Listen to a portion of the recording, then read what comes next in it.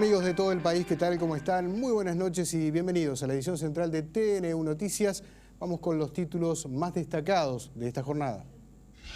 El Ministerio de Salud Pública informó que se realizan 456 abortos legales por mes. De diciembre a mayo de este año, el Ministerio contabilizó unas 2.550 interrupciones de embarazos. El director general de secundaria, Juan Pedro Tinetto, continuará en su cargo. El presidente del CODICEN, Wilson Netto, dijo que no hubo ningún pedido del presidente Mujica para cesarlo. El fiscal Gilberto Rodríguez pidió 14 y 16 años de prisión para los enfermeros procesados por los homicidios de 15 pacientes de la mutualista española y el Hospital Maciel. El Partido Nacional volverá a interpelar a los ministros Fernando Lorenzo y Enrique Pintado por el cierre de la ex aerolínea Pluna. El senador Carlos Moreira será el miembro interpelante. El presidente José Mujica criticó a los opositores a la ley de medios y dijo que engolan la voz y hablan de la libertad de prensa que ellos pisotearon. La selección sub-20 regresó a Uruguay y fue recibida por el presidente de la República en el aeropuerto de Carrasco. Una caravana los trasladó hasta el Estadio Centenario, donde fueron homenajeados. El abogado del ex agente de la CIA, Edward Snowden, confirmó que solicitó para su defendido el asilo provisional a Rusia. En la mirada internacional, la profesora Susana Mangana analiza la reciente cumbre del Mercosur y la situación de crisis política en España.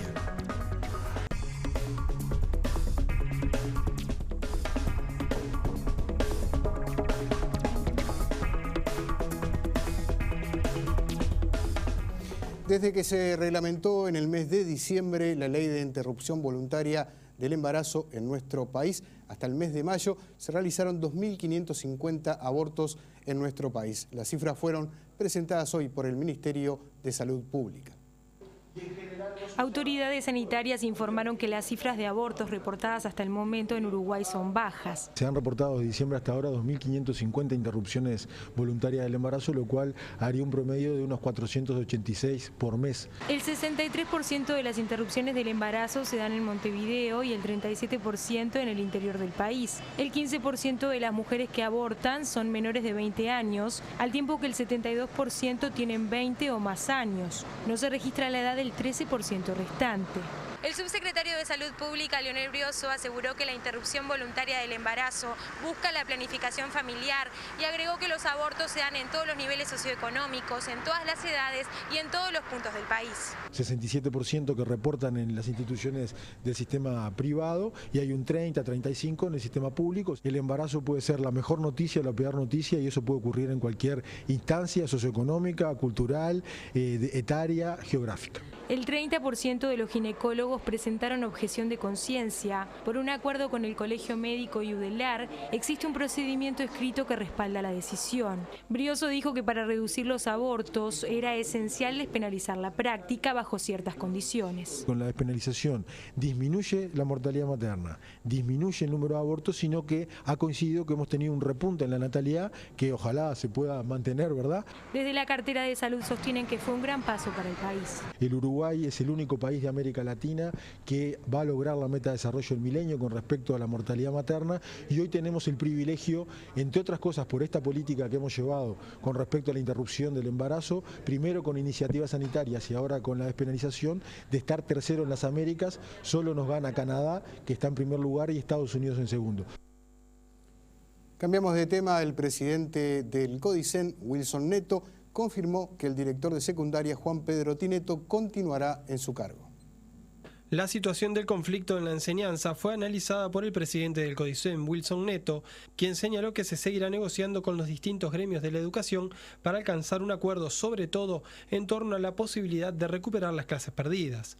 Si bien Netto dijo que en el caso de secundaria hubo muchos liceos que en estos días funcionaron con normalidad, habrá que buscar una solución para aquellos que sí sufrieron distorsiones en los cursos. Es un tema que no lo hemos aún conversado, ¿no? No lo hemos conversado directamente con ellos, pero claramente el proceso se va a tener que desarrollar en los ámbitos que correspondan. Por eso yo insistía, la dificultad de la situación, ¿no? Porque hoy estamos, si hablamos por ejemplo de educación media, hoy estamos en centros que están trabajando con total normalidad, que han venido trabajando todo este tiempo con total normalidad, otros con dificultades, otros son algunas asignaturas con dificultades, con elementos que estamos, sí, semana a semana, avanzando, recogiendo la información como para poder ver las estrategias que deben desarrollarse con ese sentido. El presidente del CODICEN también se refirió a la situación del director general de secundaria y confirmó que no se lo piensa remover del cargo. En este momento, desde el día de ayer ha asumido el director general de secundaria con la misma postura y la misma energía con la cual dejó de presidir transitoriamente el día 20 de junio, cuando por motivos personales que de alguna manera seguiremos esta semana conversando, ¿sí? De alguna manera lo obligaron a abandonar esa responsabilidad transitoriamente. ¿Pero está sobre la mesa la posibilidad efectiva de removerlo de su cargo o no está planteado? Para nada, no está planteado ese tema. Se está dialogando, insisto, sobre la oportunidad de la salida y bueno, y una evaluación respecto a visiones de orden político en ese sentido. Neto confirmó que el titular de secundaria participará de la reunión de rutina que semanalmente realiza el CODICEN. Y los profesores de enseñanza secundaria, su asamblea decidió en las últimas horas paralizar actividades hasta el próximo día viernes, donde volverán a decidir en otra asamblea qué medidas toman. Decidimos continuar la huelga hasta el día viernes, como tú informabas correctamente, una asamblea general evaluatoria y demandar del Poder Ejecutivo que tiene condiciones y posibilidades que otorgue un aumento considerable a los funcionarios de la ANEP. ¿El porcentaje de recuperación salarial que han tenido en todo este periodo, ustedes lo desconocen?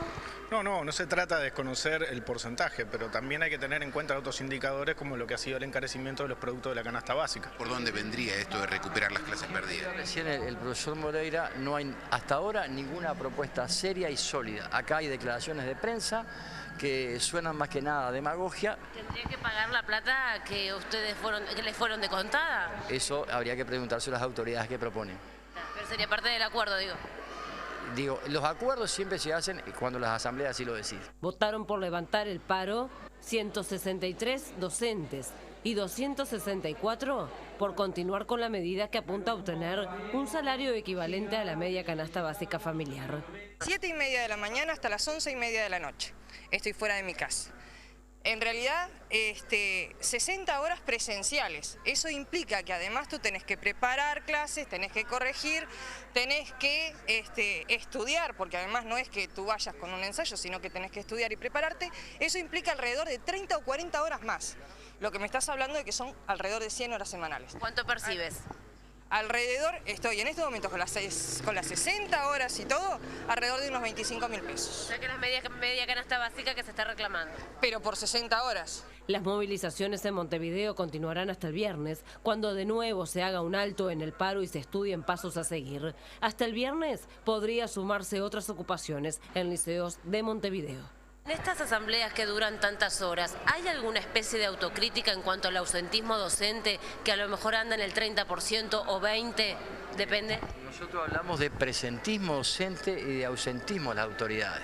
Acá en este país somos pocos y nos conocemos. En el último presentismo que se nos pagó, que fueron apenas 2.000 pesos por no faltar durante 4 meses, más del 90% de los funcionarios de la ANEP cobraron presentismo. Hablemos de otra asamblea, la de los maestros de Montevideo, que decidieron comenzar con paros zonales a partir de mañana.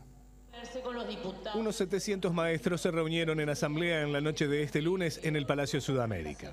Los docentes definieron brindar clases con normalidad este martes, pero el miércoles comenzar una serie de paros zonales, medida que mantendrían por una semana, finalizando con el paro nacional de todo el magisterio, previsto para el próximo 25 de julio. 25 de julio, en el marco del paro parcial del 15 Previo a esta fecha, los maestros se movilizarán también el jueves, manifestándose en los actos protocolares del gobierno con motivo de un nuevo aniversario de la Jura de la Constitución.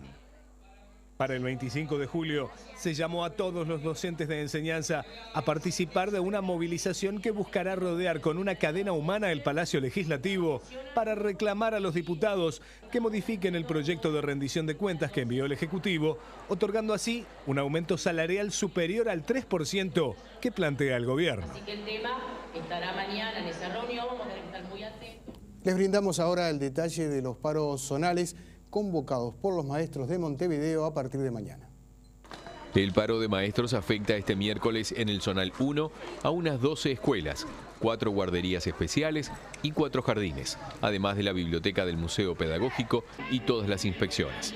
Habrá paro en 10 escuelas primarias, 5 jardines del Zonal 2, así como la guardería especial número 206 y el planetario municipal. En el Zonal 3 son 10 escuelas y 5 jardines de las comprendidas en la medida gremial.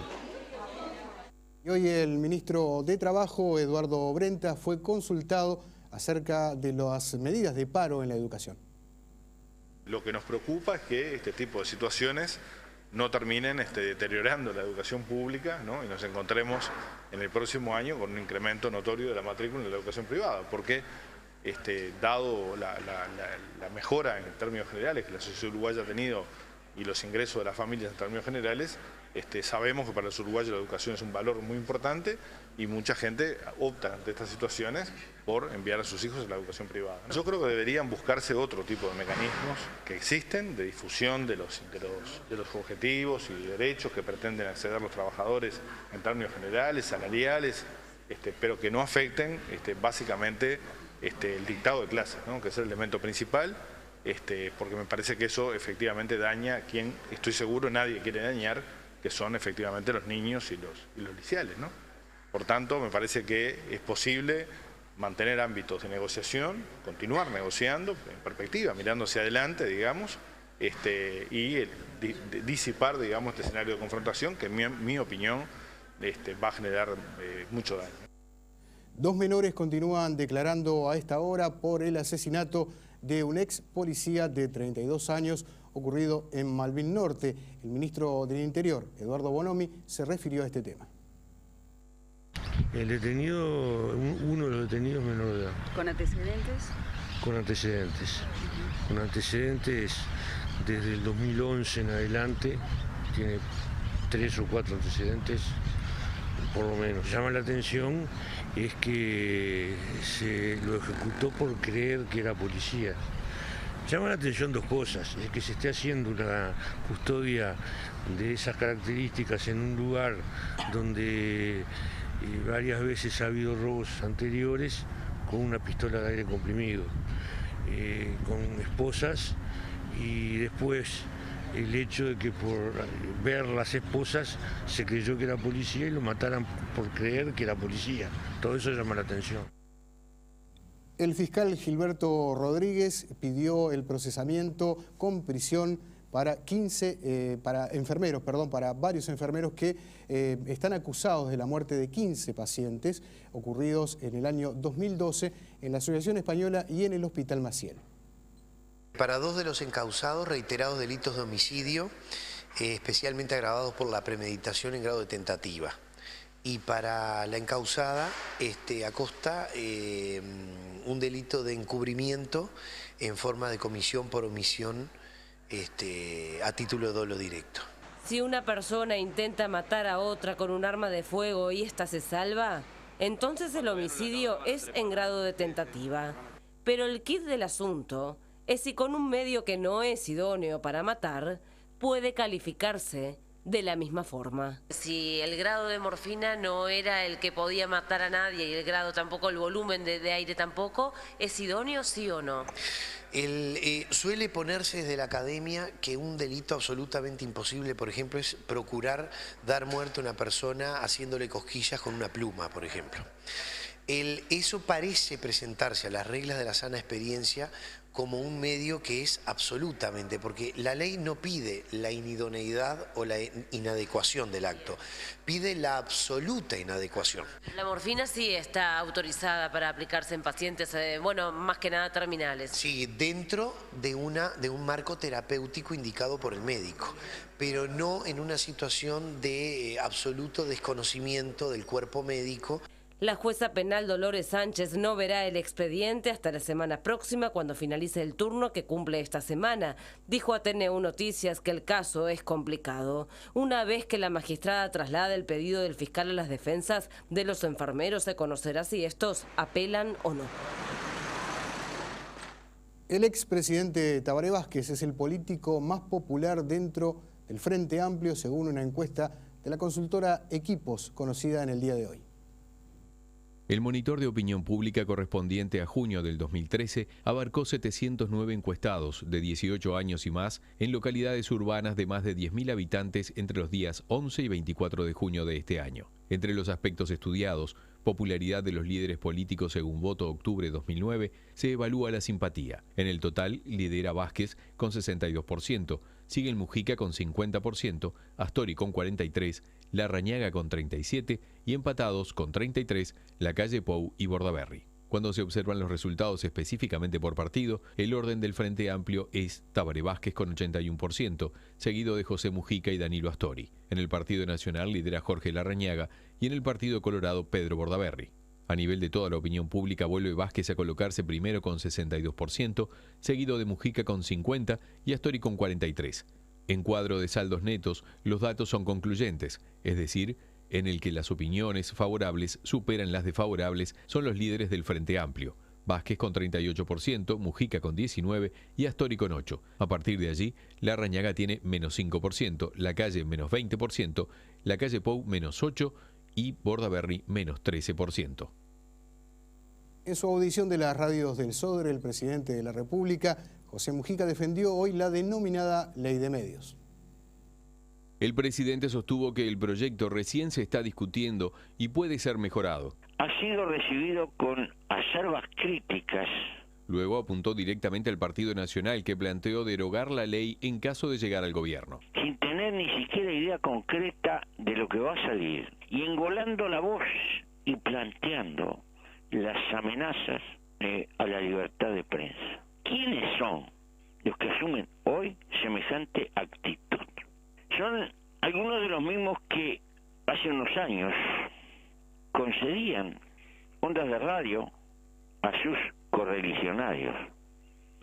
Así nomás, a dedo, sin vuelta. Más tarde, recordó cuando durante el gobierno de Lacalle y tras los sucesos del Hospital Filtro en 1994, se suspendieron las emisiones de las radios CX36 y CX44, acusadas de propalar información falsa e incitar a la violencia. Finalmente, CX44, Radio Panamericana, fue clausurada. Nos quitaron la onda y no nos dieron ni siquiera una mínima audiencia para poder plantear nuestras quejas. Y teníamos que hacer frente al despido de cerca de 40 personas, algunos viejos trabajadores de los medios de prensa.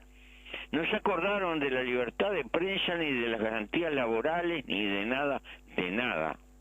Se le adjudicaron esa onda a un correligionario que un tiempo después no la pudo sostener y la terminó vendiendo, negociando. Tuvimos que vender la casa donde habíamos nacido, que nos había dejado nuestra madre, para hacer frente a semejante desafío, pagar en regla los despidos. Y ahora uno se encuentra que engolan la voz y hablan de la libertad de prensa que pisotearon. Para finalizar, Mujica explicó algunos aspectos del proyecto que hacen a la propaganda política en televisión. Con algún criterio proporcional, que no se cobre, porque hemos descubierto que las campañas políticas significan que los partidos quedan hipotecados por el costo que tiene la propaganda, particularmente de televisión. Se corre el peligro de que pierdan parte de la independencia que tienen que tener los partidos, y hablo de todos. Con los votos de la oposición, la Cámara de Senadores aprobó hoy la interpelación al ministro de Transporte y Obras Públicas, Enrique Pintado, el ministro de Economía, Fernando Lorenzo, por el cierre de la ex aerolínea Pluna. 5 de julio hizo un año desde que clausuró sus actividades la ex Pluna, y bueno, y desde entonces han pasado unas cuantas cosas, y queremos hablar con los ministros y preguntarle sobre muchas de esas cosas.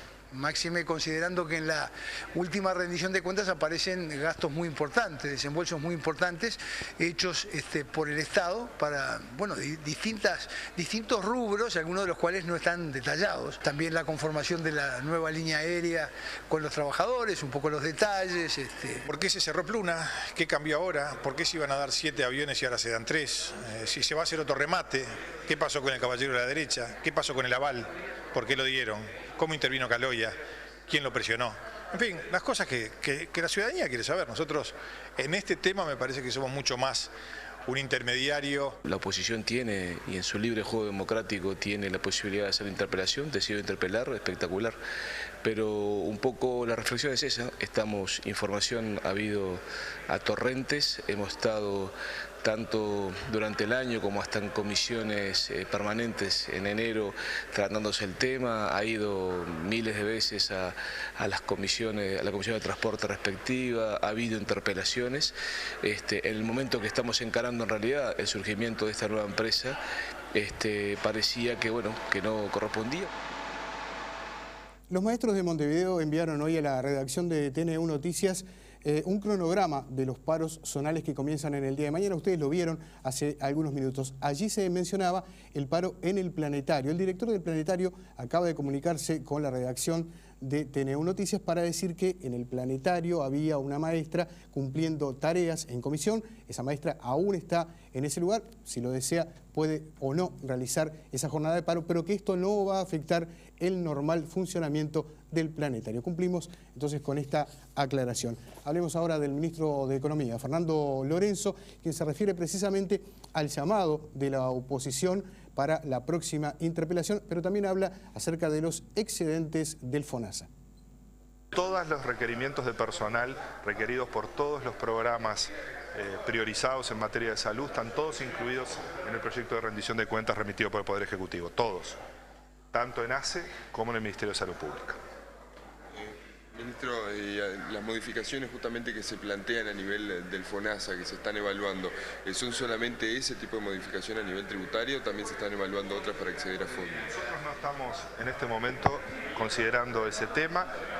En primer lugar, hay claridad de parte del gobierno respecto a que hay un conjunto de prioridades en el área de salud, debidamente ya manifestadas, hechas públicas, y no hemos entrado a considerar todavía los mecanismos de financiación para esos programas y esas políticas. Respecto a la interpelación que deberá enfrentar junto al ministro de Transporte en el Senado para explicar y detallar el dinero invertido en Pluna desde el cierre de la aerolínea, Fernando Lorenzo afirmó que toda la información ya está disponible en el texto de la rendición de cuentas, por lo que consideró el llamado como una convocatoria con escaso fundamento. Toda esa información correspondiente al año 2012, que es donde están condensados los pagos, las erogaciones del Estado, están todos documentados, han sido explicados ya en la Cámara de Diputados. Si tenemos que concurrir al Senado para dar explicaciones de lo que ya hemos explicado, lo volveremos a hacer, no hay ningún problema. ¿Qué otro motivo le parece que llevan esta convocatoria? Evidentemente, si es esta, mi consideración es, si es esta la única motivación, es una motivación de escaso fundamento. Un total de 9 empresas se presentaron al llamado para operar la televisión digital. El ministro de Industria analizó esta situación.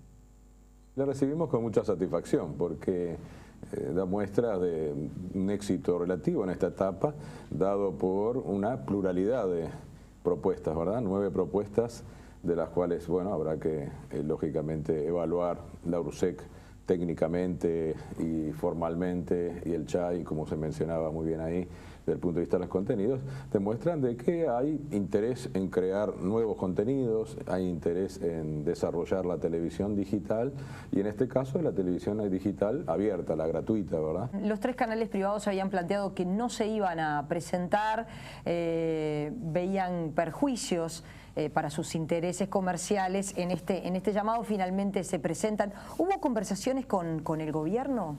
Sí, hubo conversaciones, en verdad la ha habido también con los diferentes oferentes nuevos y con los existentes. Esto es bastante normal hasta esta etapa en donde ocurre la presentación. Y lógicamente lo que se trató de explicar, tanto los nuevos como los canales existentes, es cuáles son los principales elementos que se solicitaban, en qué cambiaba la situación y en qué no cambiaba. Los médicos podrán actualizar sus datos de formación académica a través de un programa que lanzó el Ministerio de Salud Pública.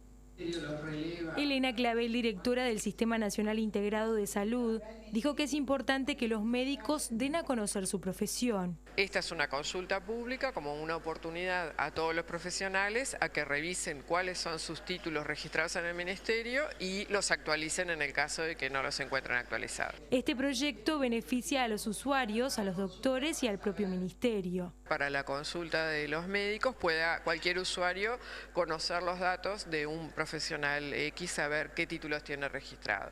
Y después también se utiliza para trabajos en el propio Ministerio, obviamente. Tener mejor información sobre los registros de profesionales es para nosotros un dato clave. Los médicos tienen tiempo hasta el 20 de septiembre para colgar sus títulos. Va a haber puestos itinerantes, un puesto en el Ministerio y puestos itinerantes en las instituciones de salud, tanto en Montevideo como en el interior. La idea es a futuro incorporar a otros profesionales. Todos los detalles de esta consulta están disponibles en www.msp.gov.uy.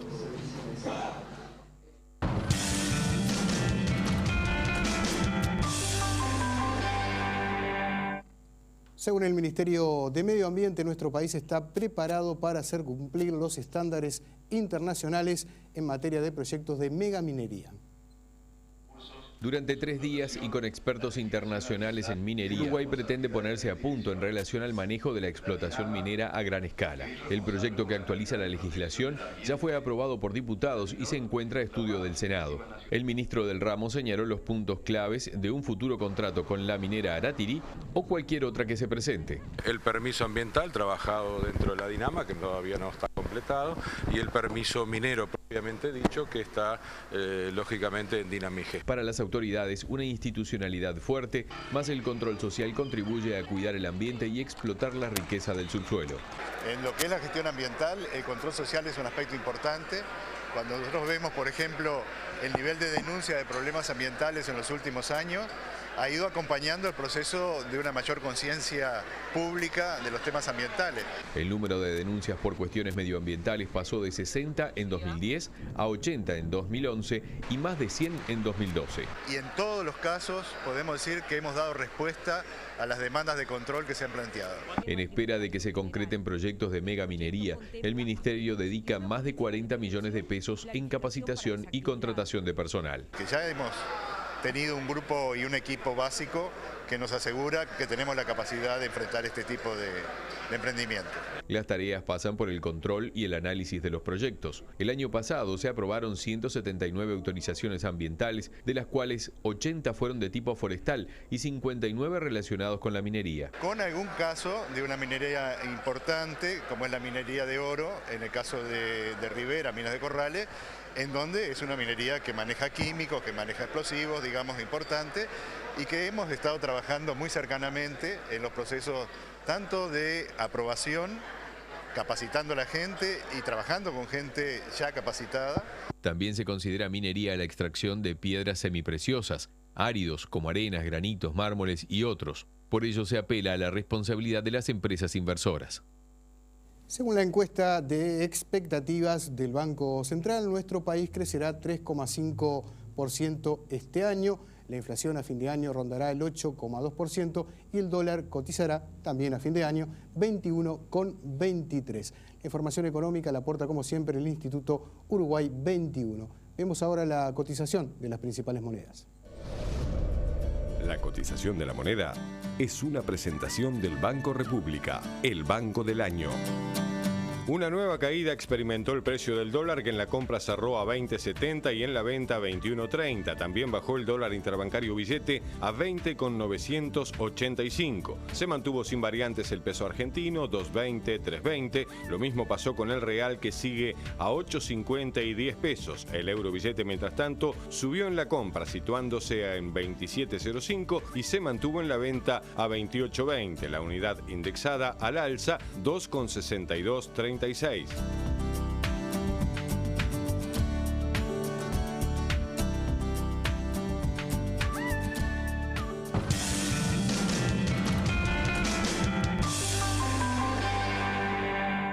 Este programa es presentado por Antel. Usa giros de bits, que te permite enviar y recibir dinero estés donde estés. Un sondeo mostró que la popularidad de la presidenta brasileña Dilma Rousseff cayó notoriamente desde que comenzaron las protestas en su país. Los índices de aprobación de la presidenta brasileña Dilma Rousseff cayeron notoriamente tras un mes de protestas masivas contra los malos servicios públicos, la corrupción y otros problemas del país. El número de brasileños que aprueban la actuación del gobierno de Rousseff cayó a un 31,3% en julio, desde un 54,2% del mes anterior, según el estudio del Instituto MDA Pesquisa. Una encuesta previa de Datafolia también sugirió que los diversos factores que provocaron las manifestaciones, desde el alto costo de la vida hasta la baja calidad de la salud y la educación pública, han mermado los índices de aprobación de Rousseff, quien según las previsiones se postulará a la reelección en 2014. Panamá detuvo un barco de bandera norcoreana procedente de Cuba cuando se aproximaba al canal de Panamá, argumentando que el buque escondía armas en contenedores de azúcar. La acción desató un enfrentamiento entre las autoridades y los tripulantes. El presidente panameño Ricardo Martinelli dijo que se detectaron las armas no declaradas dentro de los contenedores cuando las autoridades panameñas detuvieron el barco, sospechando que transportaba drogas. No está claro de qué arma se trata, pero una foto publicada en la página oficial en Twitter de Martinelli mostró en la embarcación un objeto largo con forma de misil y un extremo cónico. La Guardia Costera italiana interceptó este martes 3 embarcaciones con más de 350 inmigrantes frente a la costa de Sicilia. Un video publicado por la Guardia Costera mostró un gran número de personas rescatadas a bordo de un buque, muchos de ellos cubiertos con mantas térmicas. Según cifras de la ONU, casi 8.000 inmigrantes y solicitantes de asilo han desembarcado en las costas del sur de Italia en la primera mitad del año, la gran mayoría de ellos provenientes de África del Norte. Nos vamos ahora a Egipto, donde en distintos enfrentamientos al menos 7 personas perdieron la vida y más de 260 resultaron heridas. Este lunes a la noche se vieron intensos enfrentamientos en el centro y en las adyacencias de la capital egipcia. Mientras las autoridades lanzaban gases lacrimógenos, los manifestantes lanzaban piedras. La violencia se produjo después de que el enviado especial de Estados Unidos a ese país, William Burns, hiciera un llamado para que las fuerzas de seguridad mostraran máxima moderación a la hora de enfrentar las protestas. Burns se reunió con el gobierno de transición, que es respaldado por las Fuerzas Armadas. Los hermanos musulmanes indicaron que no tenían previsto reunirse con el funcionario estadounidense. El ex agente de la CIA, Edward Snowden, solicitó asilo temporal en Rusia. Dado que Snowden no puede abandonar la zona de tránsito del aeropuerto moscovita, ha escrito la solicitud y la ha entregado a un funcionario del Servicio Federal de Migración invitado para este fin, dijo el abogado según la agencia Novosti. El ex contratista ha pasado las últimas semanas varado en el aeropuerto de Moscú en busca de una salida que le permita evitar un regreso a su país natal. Pero a Snowden le fue revocado el pasaporte estadounidense y algunos países, como Ecuador, han dicho que solo pueden tramitar su solicitud de asilo si se encuentra en territorio nacional. La presencia de Snowden en el aeropuerto de Moscú ha tensado las relaciones con Washington, que ha acusado a Moscú de darle plataforma de propaganda a Snowden. El presidente ruso Vladimir Putin dijo que era Estados Unidos el que había provocado la situación al amedrentar a otros países para que no reciban al fugitivo.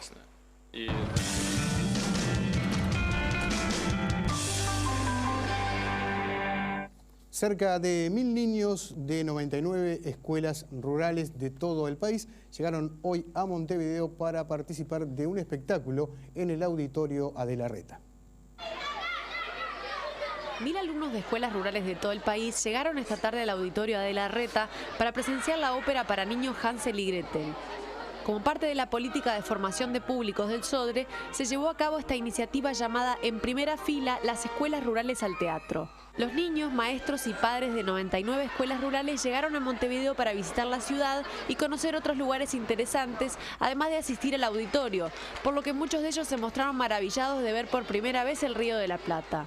Las autoridades del SODRE destacaron la importancia de realizar un programa como este en conjunto con el Ministerio de Educación y Cultura, la ANEP, la Organización de Estados Iberoamericanos y la Red de Escuelas UNESCO, contando con la colaboración de los centros MEC, el Instituto del Cine y Audiovisual del Uruguay, el Centro de Fotografía y la empresa Conaprole. Esto demuestra que hay muchas formas de tener comunicación con los maestros, con los alumnos y mecanismos en donde todos disfrutamos, y especialmente en esta sesión de gala estuvo el presidente de la República, lo cual habla también de esa incorporación de todos en beneficio de un momento nuevo para los chiquilines.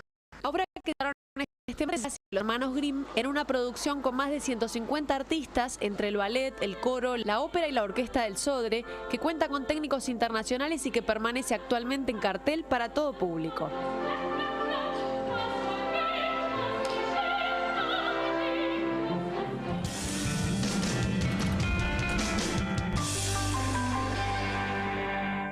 Buenas noches para todos. Hoy vamos a tener una gran cobertura de lo que fue la llegada de la selección sub-20, pero antes a nosotros nos gusta navegar un poco por los portales y hoy Suárez y Cavani fueron noticia. Ya vamos a hablar de Cavani también y la llegada del PSG, pero Suárez también, porque se habla de una oferta que puede recibir mañana el Liverpool de Real Madrid. 12 millones más Higuaín para que Suárez, que ahí, por ejemplo, está la noticia también del aviso que hizo para Hábitat y que lo vamos a ver en un ratito. Y mirá Cavani, también los principales portales de noticias. Hace 7 años debutaba en Danubio Edinson Cavani, que además llegó a Italia en el año 2010. Y en 3 años todo lo que ha pasado, ¿no? En su vida profesional, ya sea jugando en el fútbol italiano y también con la selección uruguaya. Vamos a ver la conferencia y la presentación. Sinceramente, que como goleador siempre aspiro a querer ganar y a querer ganar siempre. Y bueno, y para mí este es un club donde muchos jugadores les gustaría pasar, les gustaría llegar. Es un club a nivel mundial top y hoy hace parte de un grupo de equipos que pueden pelear esa Champions para ganarla. Entonces para mí eso es un objetivo, es una ambición muy linda, muy grande y en este momento todas esas motivaciones fueron las que me dieron las ganas y bueno, a tomar la decisión para llegar aquí. Esta sociedad, este presidente y este proyecto creyeron en mí, y cuando se trata de esa confianza y de esa fe de parte de esa sociedad, para mí es una demostración muy linda y no dudaría nunca en llegar a formar parte de un equipo cuando tengo el respaldo de como se ha visto en este momento. Pregunta para Edinson. Bueno, ahí estaba Cavani, que puede estar ya en el aeropuerto esperando el avión para volver a Uruguay, porque tenemos la noticia de que el día jueves va a estar participando en un partido, por lo menos va a estar presente, ¿no? Jugando en Salto, un partido de beneficio de la sub-15 local, así que Cavani estaría regresando además también para saludar a sus hijos que ahora viven aquí en Uruguay. Hace poquito, del 2010 estaba debutando en el fútbol italiano Cavani, que se convirtió además en el jugador más caro de la historia de la Liga de Francia. Llegó la selección sub-20 y vamos a comenzar con la cobertura de lo que fue ese arribo muy tempranito al aeropuerto, a Montevideo, a las 8 de la mañana. Juan Berseri, el entrenador, llegó en el 2010, cuando a Tavares lo habían corrido de la coordinación de juveniles y le dieron la posibilidad de dirigir la selección sub-20 a Berseri. Logró 2 clasificaciones a los mundiales, 1 clasificación con la selección a los Juegos Olímpicos y este vicecampeonato del mundo. Vamos a arrancar con el técnico de la selección juvenil. ¿Imaginaban este recibimiento? Sí, hasta que no lo vivís no lo podés comprobar, ¿no? La verdad que nos decían de todo lo que se estaba preparando y la algarabía que había en la gente, pero fue muy emocionante toda la caravana y la llegada acá al estadio. Es un premio que se ganaron ustedes, ¿no? Sí, sin duda, son cosas que no se compran en la farmacia, ¿no? Que son cosas que realmente quedan atesoradas porque son los sentimientos que es lo más importante que uno puede tener, ¿no? Qué mundial que hicieron, ¿no? Planificado, eliminan a España, le juegan de igual a igual a Francia y hasta merecen ganarle. Sí, se nos escapó, ¿no? Estábamos obviamente que con todo el foco puesto en esa copa, que aparte, bueno, el día del partido tuvimos que hacer una sesión de fotos ahí con la copa y la FIFA que organiza con los técnicos y los capitanes de ambos equipos que juegan la final en la conferencia de prensa. Tenerla tan cerca y después que se aleje da cosa, ¿no? Sí, porque es difícil, ¿no? Llegar a una final de un mundial es algo que cuesta mucho, pero bueno, con el tiempo más que esa bronca vamos a valorar todo lo positivo. Con mucha gente de todos los países, de lo que son entrenadores, gente deportivos, gente que está en esto del fútbol y realmente preguntan asombrados cuál es un poco el secreto para que Uruguay pueda ser tan competitivo, ¿no? ¿Hay secreto? Y bueno, hay algo genético que es imposible de explicar y hay después, bueno, rodear eso con mucho trabajo. Bueno, les comentamos un poco lo rápido que había sido todo para Cavani desde que llegaba al fútbol italiano, también todo lo que sucedió con la selección uruguaya juvenil, todo lo rápido que pasó para Berseri haber llegado en estos 3 años en donde no estaba primero Tavares en la coordinación y después sí se sumó a los trabajos y tuvo esa conversación con el técnico Berceri. También pasó muy rápido para Nicolás López. Debutó en Nacional en el 2010, marcó 3 goles con el equipo tricolor en primera y lo vendieron. Bentancur lo ubicó en la Roma, estuvo en el banco de suplentes todo el año pasado y esta temporada va a ser cedido al Udinese. Se convirtió en el segundo mejor jugador del torneo mundial de Turquía. Con Nicolás López arrancamos a repasar algunos testimonios de la selección juvenil. ¿Momento más lindo del mundial? Ese que te quedó, bueno, cuando la picaste ni que hablar, ¿no? Sí, ese momento fue, la verdad que ese momento fue un momento maravilloso para mí, pero la verdad que todos los partidos eran importantes, todos lo vivimos muy bien y la verdad que la final no la pudimos ganar, pero... ¿No entró la pelota en la final nomás? No, la verdad que no sé, a mí se me cerró el arco y mi compañero tampoco pudimos lograrlo, la verdad que por penales, a suerte y verdad y... Nos tocó perder. ¿Qué mundial que metieron? Sí, tremendo mundial. Me llevan a haber salido campeones, pero está, full es así. Bueno, pero lo disfrutaron, otra vez la selección en la League Mundial.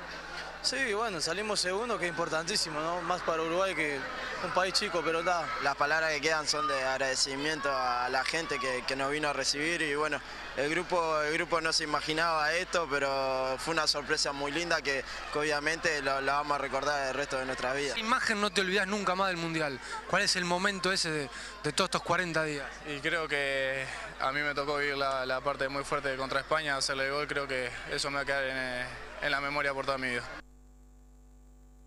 Bueno, hoy estamos con el tema de las fechas y las posibilidades, porque ahora arranca también una nueva etapa para los jugadores de la selección sub-20, que es la de recibir ofertas y de repente irse y saben que no van a jugar mucho en el fútbol europeo. El 4 de diciembre del 2011, o sea, hace un año y poquito, debutaba con 17 años frente a Nacional Guillermo de Amores, el guante de oro de la selección juvenil, que además tuvo que esperar para poder ser el golero de la selección porque Matías Cubero fue el mejor del sub-17 del Mundial de México. Ustedes seguramente lo recuerdan. Vamos a escuchar a Amores y también a uno de los referentes de esta sub-20, José María Jiménez.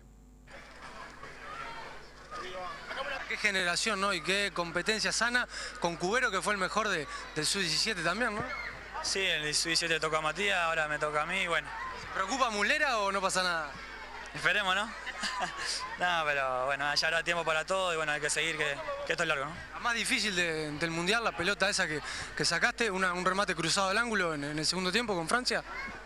Sí, quizá la de Francia o la de Irak también en el alargue, que fue complicada, pero bueno, por suerte se pudo mantener el arco con menos goles y hay que agradecer a los compañeros también que son parte de esto, que muchas gracias a todos, ¿no? ¿Viste que entrenar la firma la practicaste o ya salen sola? No, yo sí acostumbro a poner Jiménez para cuando escribo un cartel o algo, pero si no escribo la J de Jiménez, siempre lo mismo. Estaba toda la barra ahí de Toledo, ¿no? Sí, había un montón de gente, Toledo, la verdad, increíble. Muy contento con Toledo, muy contento.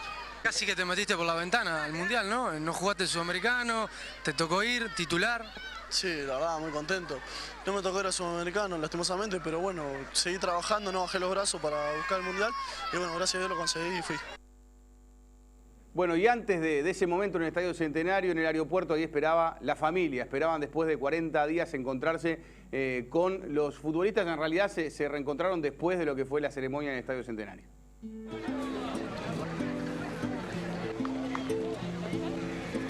Que dos goleros que tiene esta generación, ¿no? Matías guante de oro sub-17, Guillermo sub-20. Sí, la verdad que sí. Pero aclaro que no soy la mamá, soy la suegra. ¿Suegra? Bueno, mejor, más mérito tiene todavía. Sí, la verdad que sí. Sí, haciendo el aguante. Y lo importante del regalo fue todo esto, ¿no? Todo lo que vivimos, todo lo que vivió todo el pueblo. El orgullo que da, ¿no? El orgullo que queda. Eso es lo más, es el mejor regalo que nos hizo. Qué nieto se mandó, ¿eh? Ah, divino, divino, que siga, que siga. ¿La puso muy nerviosa a lo largo del Mundial o lo disfrutó? Lo disfruté, pero me ponía nerviosa, ¿eh? Todos con la 17 por algo debe ser, ¿no? Sí, hola, buen día. La mamá de Jenny Rodríguez. Me imaginé. Y orgullosa, obvio. Me imagino, también la sonrisa se te nota. Sí, la verdad que sí. Igual no pasa nada con el frío, con la mañana, el madrugón. Hay que venir a buscar al nene, ¿no? Sí, ni que hablar. Aparte hace 40 días que no los vemos y estamos toda la familia expectantes. ¿Madre de quién? Madre de Federico Gino. Qué volante central, ¿no? Ese muchacho, ¿quién la madre? Está divina. Me imagino lo que habrá gritado esos goles. Ay, sí, no sé si lo grité, si lo lloré. No podía creer ni que la pelota había entrado cuando hizo aquel gol. ¿A quién vinimos a buscar? Venimos a buscar al mariscal de Toledo, José María Jiménez. Oh, qué campeonato que hizo, ¿eh? Qué campeonato, qué jugador, qué persona. Y bueno, estamos con toda la barra, vinieron 2 ómnibus completos y 3 camionetas a esperar al gran José María. ¿Lo mejor del Mundial allá? Y el momento, para mí el grabado fue cuando la picó el Nico López. Ese va a ser un momento histórico para mí. Qué atrevido, ¿no? En el buen sentido. Sí, nosotros lo conocemos desde la séptima, así que ya sabemos lo que da.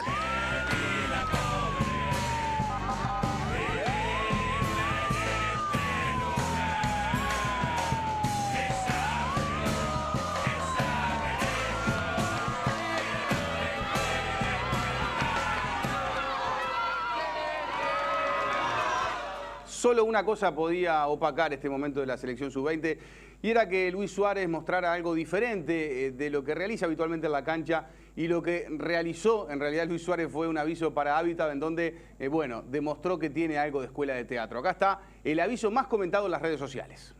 En Habitat estábamos buscando una figura actual, un referente que nos represente en todo el país. Por eso, contratamos a Luis Suárez. Luisito es un buen trabajador, es un poquito competitivo. Claro, hay algunas actitudes que tendría que pulir un poco. ¿Otra vez la cafetera vacía vos? ¿Otra vez? Lo que tiene es que a veces es un poco difícil trabajar con él. Luisito, te traje estos papeles. Pero es un tipo muy versátil, que se adapta a cualquier posición. Lo importante es que tiene linda llegada con la gente. Estamos muy felices de tenerlo en la familia Habitat.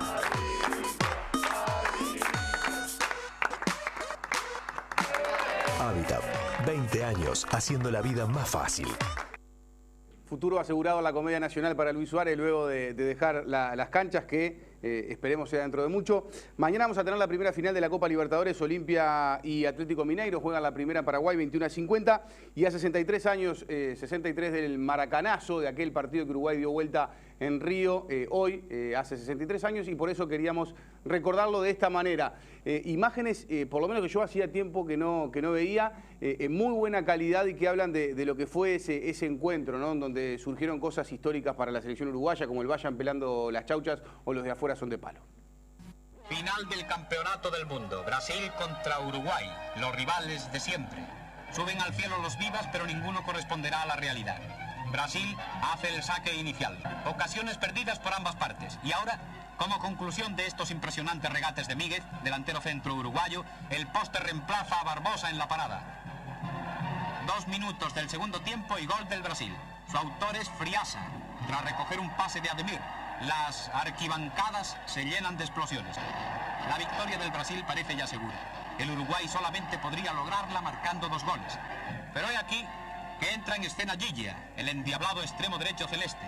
Con sus fintas maravillosas desborda constantemente al duro Bigode. Si el árbitro no hubiera cometido el error de parar el juego, Gigia habría llegado con el balón a la red.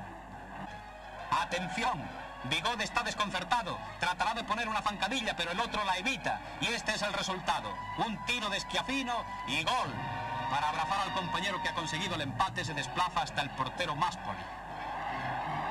Y ahora viene el desastre para Brasil.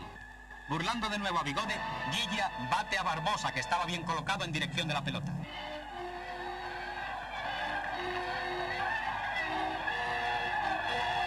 El Brasil se ve obligado ahora a atacar a fondo. Máspoli desvía a córner un tiro de Chico. Ademir falla su enésimo tiro. Y en este córner acaba el gran sueño del Brasil. Lloran de alegría los vencedores. Llora Schiaffino, autor del primer gol. Y Gigia, autor del segundo, el decisivo. El que no llora es Varela, el gigante del equipo. Se encarga de llevar a hombros a Gigia, el vencedor de la tarde. Monsieur Rimet, presidente de la FIFA, ha bajado al campo para hacer entrega de la Copa del Mundo. La recoge Varela, capitán del equipo que hasta 1954 ostentará el supremo título del fútbol.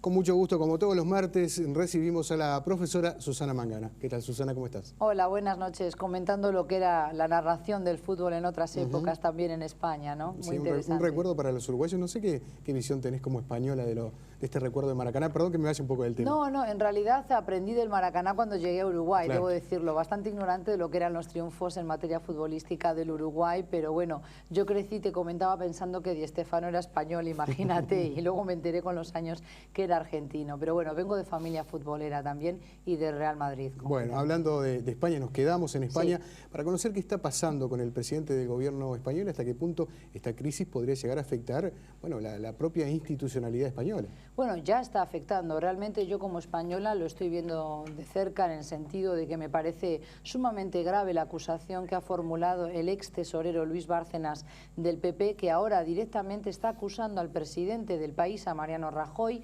de haber recibido al menos 25.000 euros entre el 2009 y el 2010, y podría haber sido una cifra mucho mayor. Ya hemos comentado en alguna otra oportunidad aquí en TNU, ¿verdad?, acerca de la contabilidad paralela que llevaba este ex tesorero, es decir, el tráfico de influencias que realizaba el PP con muchos empresarios en España, que a cambio de donaciones de sumas muy importantes al partido para financiar sus campañas electorales, después se veían recompensados en las licitaciones de obras públicas con sumas muy cuantiosas, con negocios muy suculentos. Mariano Rajoy y la segunda, Dolores Cospedal, del Partido Popular en el gobierno, han rechazado esas acusaciones, las han calificado, las han tildado de falsas, pero realmente habrá que ver si Bárcenas tiene algún tipo de prueba documental, más allá de su palabra, de si efectivamente tuvo que entregar ese sobresueldo a cargos como Mariano Rajoy, y eso es sumamente grave. Que yo recuerde, es la primera vez que la oposición, Rubalcaba, el secretario general del PSOE, pide, ¿verdad?, la renuncia de un presidente acusado entonces de connivencia con un delincuente que ya está entre rejas y que hoy asume que es verdad que él llevaba esos libros de doble contabilidad. Era algo, por otra parte, que siempre se dice en la calle, es decir, la sociedad siempre dice que hay corrupción entre los políticos, pero una cosa es sospecharlo y otra cosa bien diferente es constatarlo. Y si realmente, con la situación que vive y padece la sociedad española, que todavía no termina de salir de una grave crisis económica, una recesión que supone que más del 25% de españoles estén en el desempleo, ahora con la etapa estival y los trabajos de temporada veraniega, esa cifra seguramente se va a ver reducida, pero sigue siendo muy importante, ¿verdad?, la tasa de desempleo en España.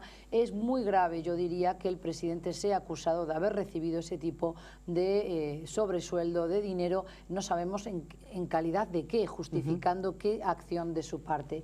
Por tanto, es una crisis realmente importante y que hay que estar muy atentos a ella, porque es un país, se suponía que era un país serio dentro de la Unión Europea. Decías que no recordabas al PSOE pidiendo una renuncia, pero sí muchos recordamos a precisamente Mariano Rajoy pidiéndole a Zapatero que renuncie. Exactamente, pidiendo que renunciase porque decía que había llevado al país a la bancarrota, ¿verdad? Una cosa es que él entienda que faltó gobernabilidad o que las políticas macroeconómicas no eran las acertadas para el momento que atravesaba España, y otra cosa es que se demuestre que él también formó parte de esa trama del Partido Popular para justamente continuar con el tráfico de influencias, que finalmente también salpica a Uruguay de costado, ¿verdad? Claro. Porque este señor Bárcenas se dedicó, entre otras cosas, a contratar a sociedades anónimas y testaferros también en Argentina para poder, digamos, derivar esos dineros, ¿verdad?, y de alguna manera tener otro tipo de cuentas y fortuna en el extranjero. De esa manera también giró dinero al Discount Bank de aquí de Uruguay, que ahora está declarando y entregando documentación a los jueces que la piden, entre otras cosas, allí en España, porque el sumario contra Bárcenas sigue, ¿verdad?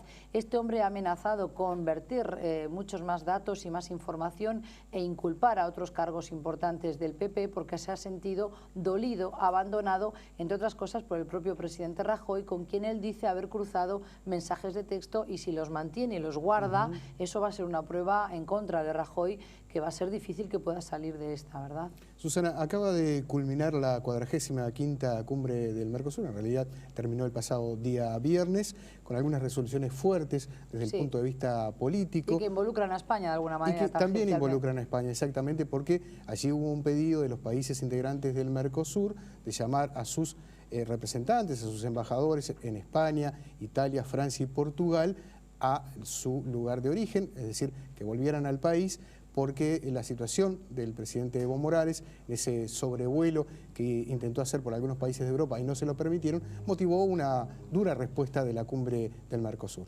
Así es, llamar a consultas a un embajador es una de las medidas a nivel diplomático y el derecho internacional más fuertes, es decir, la reacción del Mercosur era esperada, pero es digamos, una muestra de la indignación y la frustración de los países miembros del Mercosur por el trato recibido por el presidente Evo Morales, a quien no se le permitió el sobrevuelo de su avión, de su aeronave, por el espacio aéreo de los países que tú mencionabas. También la OEA, recordemos, y lo que ha sido la UNASUR, también emitieron sendas declaraciones, de alguna manera exigiendo primero explicaciones a los países involucrados y luego las disculpas del caso. El Mercosur, esta cumbre que acaba de terminar en Montevideo, la número 45, como tú bien indicabas, también tocó este tema y en profundidad, porque yo creo que ameritaba una respuesta tajante, contundente y rotunda del Mercosur, como así ha sido, ¿verdad?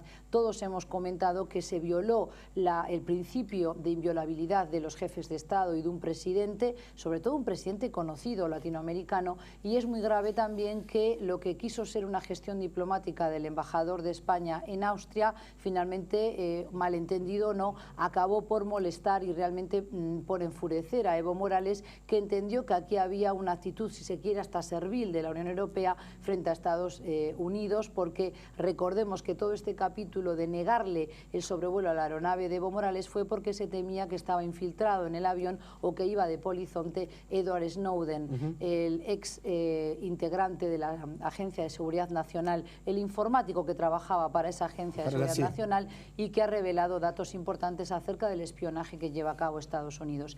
Es evidente que esta cumbre del Mercosur tuvo dos temas políticos centrales, sobre todo la nueva presidencia de Venezuela, que asume ahora la presidencia pro tempore hasta fin de año, el trasfondo de lo que es la crisis por lo que fue la condena, la sanción a Paraguay, y ahora tenemos también este capítulo de Evo Morales, lo cual dejó de lado, si se quiere, temas también muy importantes en el plano económico. Sí, de los cuales seguramente estaremos hablando.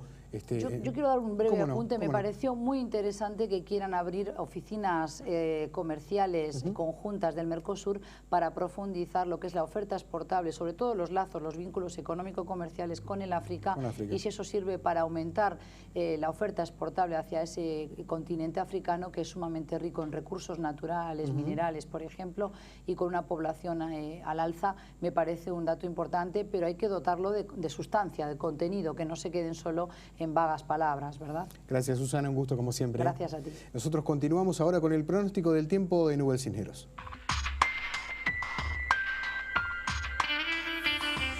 El miércoles se inicia frío, con nieblas y neblinas aisladas, lo que nos mantendrá abrigados. Registros termométricos que ascienden gradualmente, generando una tarde templada, con progresivo aumento de nubosidad de humedad hacia el final del periodo, inestabilizándose en la noche la zona costera. El jueves habrá que salir con el paraguas y un muy buen abrigo, pues se espera un día húmedo e inestable. Habrá pasaje de abundante nubosidad, acompañada de lluvias y lloviznas aisladas, con posterior rotación de vientos al sector sur, provocando un marcado descenso de temperatura y más aún en la sensación térmica, principalmente en las zonas costeras.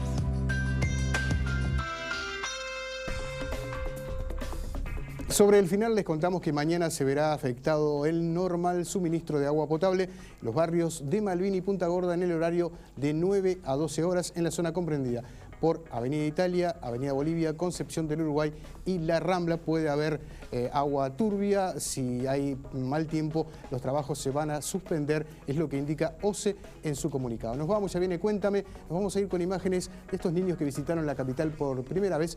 De mi parte será hasta mañana.